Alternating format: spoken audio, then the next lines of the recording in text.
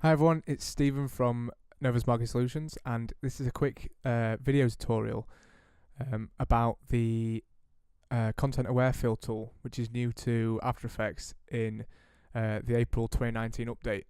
It's quite a good tool, really. It allows us to take away things from footage like you would do in Photoshop with the Content Aware tool, which has been in there for quite a long time now. So, for example, here we've got this shot that Brett took at the Yorkshire Sculpture Park. Brett's not a massive fan of sculptures. He actually hates art and hates everything about it. So what we're going to do is take away this sculpture in the background. So he's just looking at scenery. So if you can see,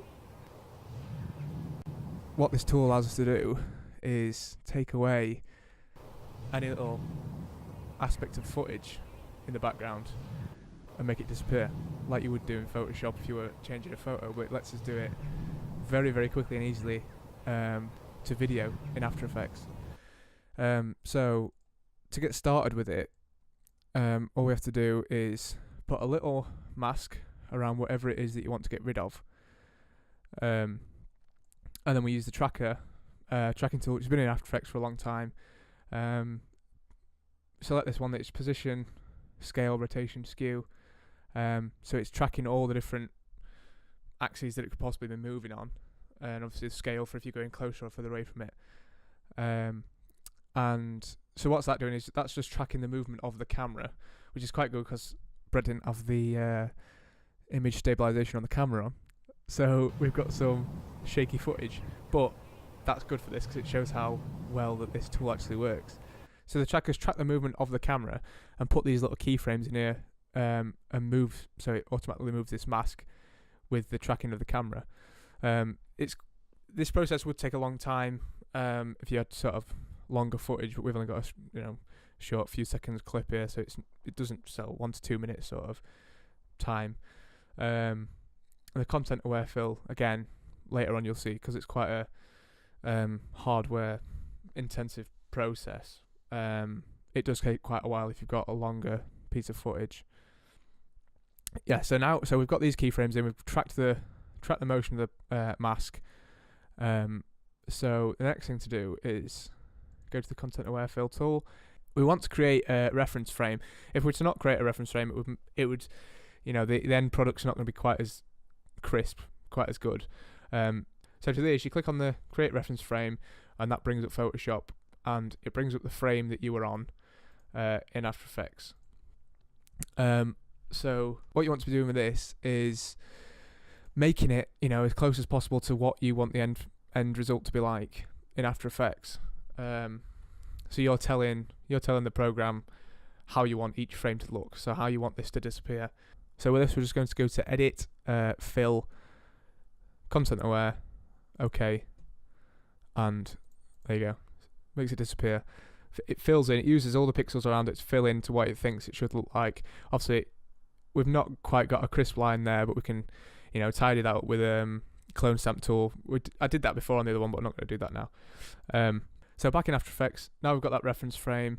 It places it already in the timeline for you there once you've saved in Photoshop. So then next, so we've got alpha expansion there set to 20. So that's just it's sort of 20 pixels around that mask, so you're getting a little bit more, and you put a little feather on it, so that it blends in a little bit better. So we've got it set to object because it is an object in the background there, and then surface is if it's something on a flat plane, like a word on a sign or something you're trying to get rid of. So we've got it set to object, got it set to work area, so that's just that work area we've got there. What's that, sort of 10 seconds I think, or something, 8 seconds. So we've got it set to object, work area. We've got that alpha expansion set to 20. So then we go over here, set this mask to subtract. So you can see there it's a little black box. So it's cut out of that footage to cut that little sculpture out of that footage there. So then when we click Generate Fill Layer now, again it'll take sort of 1 to 2 minutes to do for a clip this size, but it'll look at all that footage, and what it's essentially doing is using this reference frame to fill in this with each frame of the video, using those pixels around it to sort of fill in what it thinks should be there. So we've already done that with this file, and it puts this fill PNG into your timeline there. So we'll just unhide that, and you can see when we click play now, it's got rid of that sculpture out of the background. It's quite it works really well actually. This, we can see it's shaky footage, and it's lined it up perfectly. You can't tell it's missing at all. And you can see here, put the mask back to none, you can see how well it gets rid of that sculpture in the background. So this tool could be quite useful for us in the future, filming on site for clients, especially outdoors, when in nature where you're not really in control of what could come into shot, what could happen. So it does give you a bit of leeway to be able to get rid of certain things in your shot and not having to reshoot footage. So thanks for watching. We are planning on doing more little video tutorials. These videos will be going out on our YouTube channel, in the Business Heroes group, and on our Facebook page, so make sure you check out the videos there. Cheers.